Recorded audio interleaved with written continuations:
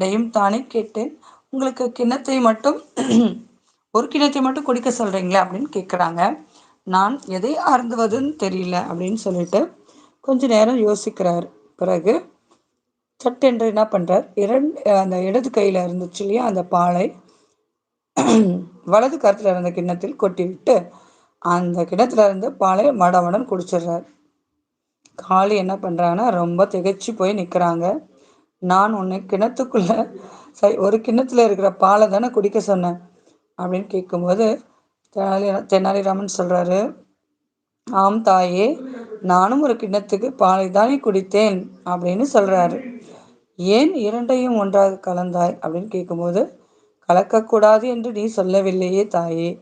அதாவது நீ ஒரு கிண்ணத்துல தான் குடிக்கணும்னு சொன்னீங்க, அதை ரெண்டுத்துல இதை ஒன்னா ஊற்றணும்னு ஊற்றக்கூடாதுன்னு சொல்லலை. அதனால நான் அது போல